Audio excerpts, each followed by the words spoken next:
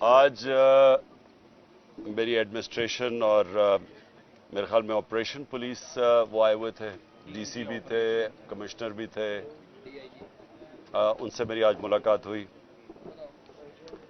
तो मैंने तो आप सबके सामने पहले कह दिया था कि अगर वो ये समझते हैं कि यहाँ कोई दहशतगर्द हैं, तो फिर बाद में उन्होंने कहा नहीं, दहशतगर्द नहीं, वांटेड मैन है। अब वांटेड मैन का भी ये बड़ा एक मुश्किल चीज होती है कि आप जिसको मर्जी कह दें वांटेड है।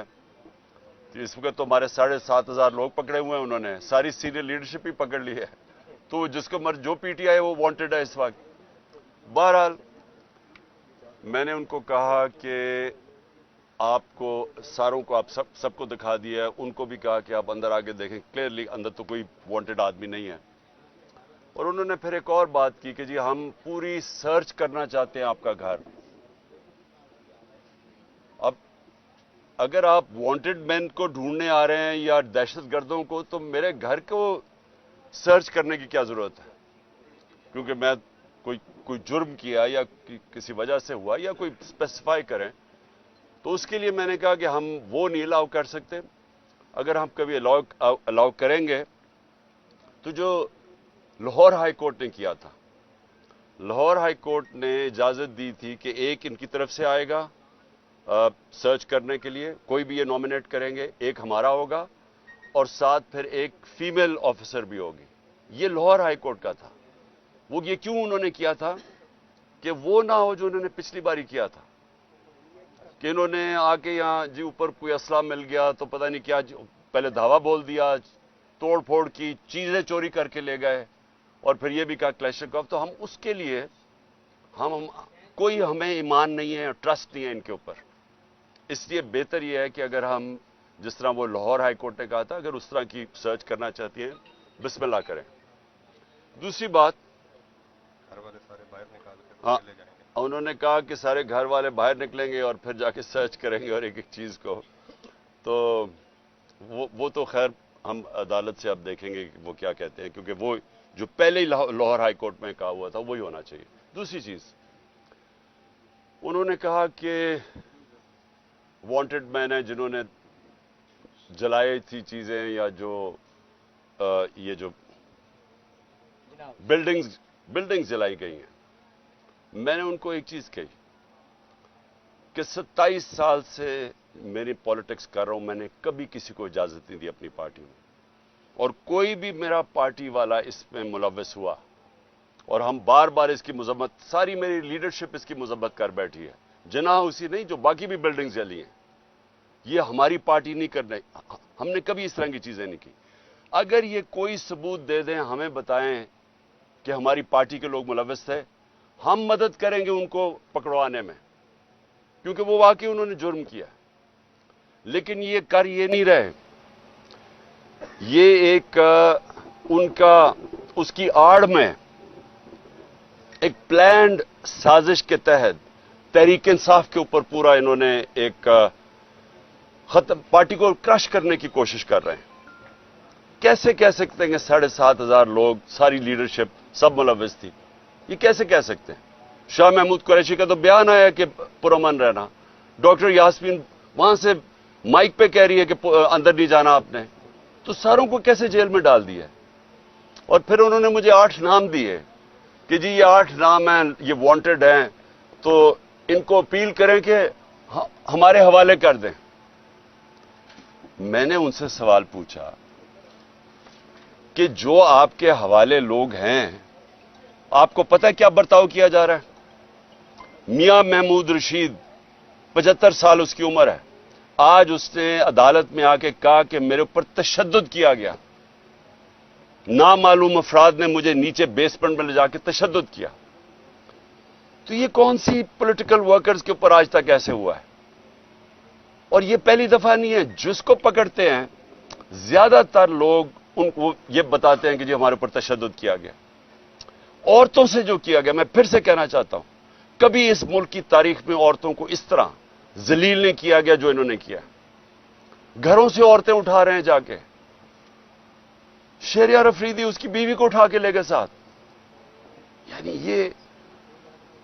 کوئی تو آپ کے پاس ہونا چاہیے تھا نا کہ کوئی تو بتائیں کہ کہیں کوئی تصویر دکھائیں کہ ہاں جی آپ، کیونکہ اب تو آپ کے پاس سی سی ٹی وی کیمراز ہے، آپ تو سب کو دکھا سکتے ہیں.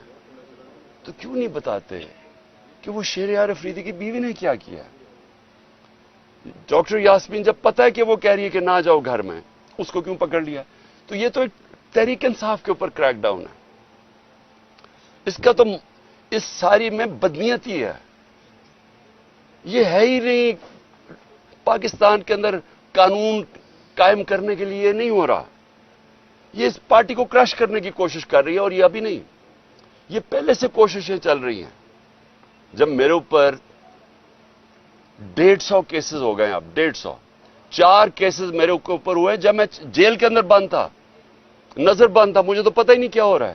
4 کیسز میرے اوپر تب کر دیے.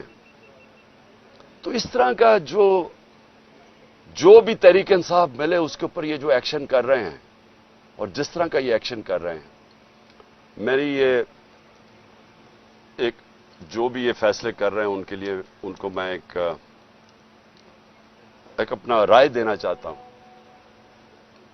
کہ دیکھیں کبھی بھی پولیٹیکل پارٹی ایسے ختم نہیں ہوتی. یہ جو بھی یہ کروا رہا ہے، اس کے پیچھے جو بھی سوچ ہے، اس کو یہ سمجھ نہیں آتی کہ ایک نظریہ ہوتا ہے، وہ لوگوں کے دلوں میں چلا جاتا ہے. وہ آپ ڈنڈے مار کے جیلوں میں ڈال کے کبھی بھی نظریہ کرش نہیں کر سکتے. جب آزادی کی موومنٹ چلی انگریز کے خلاف، کتنے لوگوں کو جیلوں میں ڈالا، کتنا ٹائم کیا ہو گیا، آخر میں نہیں رکی کیونکہ لوگوں کے دلوں میں چلی گئی تھی. آج حقیقی آزادی یہ نظریہ لوگوں کے دلوں میں چلا گیا. لوگ جو یہاں کھڑے ہو کے مار کھاتے ہیں، ٹیئر گیس لیتے ہیں، ان کا ذرا مقابلہ کرے جو وہاں انہوں نے ریڈ زون کے اندر وہ جمع کیے تھے لوگ چیف جسٹس کے اوپر پریشر ڈالنے کے لیے، پیسے دے کے ان کو لے کے آئے. انہوں نے کہا جی کسی کو پتہ ہی نہیں وہ پہنچا کیوں ہے. پھر ان کی آفیشیل مدد کی جا رہی ہے، ان کو فیسیلیٹیٹ کیا جا رہا ہے، کھانے دیے. شکر ہے دوسرے دن کا دھرنا نہیں اس نے کہہ دیا کیونکہ ساروں نہیں بھاگ جانا تھا تب تک. تو یہ جذبے سے ہوتی ہیں چیزیں. نظریہ جو ہوتا ہے وہ خریدا نہیں جا سکتا، نہ ڈرایا جا سکتا اس کو. لوگ کھڑے ہیں سارے. میں سنتا ہوں جی آج ایک اور کسی نے اور ریزائن کر دیا تو اور پی ٹی آئی چھوڑ رہا ہے. مجھے ترس آتا ہے دیکھ کے ان کی طرف. وہ بیچارے ان کی شکلیں دیکھیں کہ کس پریشر میں وہ ریزائن کیے ہیں، کس طرح کا ان کے اوپر پریشر ڈالا جا رہا ہے، بزنسز کے اوپر پریشر ڈالا جا رہا ہے. تو کیا ان کو سمجھ نہیں آ رہی جو یہ کروا رہے ہیں کہ اس سے نہیں پارٹی ختم ہونے لگی بلکہ لوگوں کا غصہ بڑھ رہا ہے، ووٹ بینک بڑھتا جا رہا ہے پارٹی کا. کیونکہ لوگوں کو نہیں سمجھ آ رہی کیا ہے. دیکھیں آپ ڈنڈے مار کے، خوف زدہ کر کے، بھیڑ بکریوں کو تو جو مرضی کروائیں کر دیں گے. انسانوں سے یہ نہیں کیا جا سکتا. انسانوں کے دل اور دماغ کی گیم ہوتی ہے، ہارٹس اینڈ مائنڈس. ان کو سمجھانا پڑتا ہے. انسان ایسے نہیں ہوتے کہ آپ آج کریک ڈاؤن کریں گے تو جہاں سارے ایسے کر کے کھڑے ہو جائیں گے. جانور نہیں ہیں، اس سے کوئی فرق نہیں پڑنا، بلکہ یہ اور زیادہ ایسے ہے کہ آپ جس طرح دباتے ہیں یہ سپرنگ ہوتا ہے، یہ اور تیزی سے اوپر آ جاتا ہے. مجھے جو کالیں آ رہی ہیں، بیچارے چھپے ہوئے ہیں لوگ، ہمارے کارکن بھی چھپے ہوئے ہیں، ہر کسی کے گھر چھاپے پڑ رہے ہیں، اور وہ حرکتیں کی جا رہی ہیں جو اس ملک کی تاریخ میں کبھی نہیں کی گئیں. کبھی ایسی کی نہیں گئی حرکتیں کہ لوگوں کے گھروں میں جا کے سارا گھر توڑا جائے، عورتوں کو ذلیل کیا جائے. ایسے کبھی پاکستان میں نہیں ہوا. پاکستان چھوڑے دنیا میں کہیں نہیں ہوا. کسی ملک میں جدھر رول آف لا ہوتا ہے، قانون کی حکمرانی ہوتی ہے، وہاں کبھی ایسے نہیں ہوتا. بلکہ جنگل کی حکمرانی یعنی جنگل کا قانون بھی، ادھر بھی میں نے کبھی ایسی چیزیں نہیں سنی جو اب ہو رہی ہیں. صرف خوف پھیلایا جا رہا ہے. یہ خوف کے ذریعے لوگوں کو غلام بنانے کی کوشش کی جا رہی ہے. یہ کامیاب نہیں ہوگی. یہ میرے سے آج میری پیشن کو ہی سننا ہے.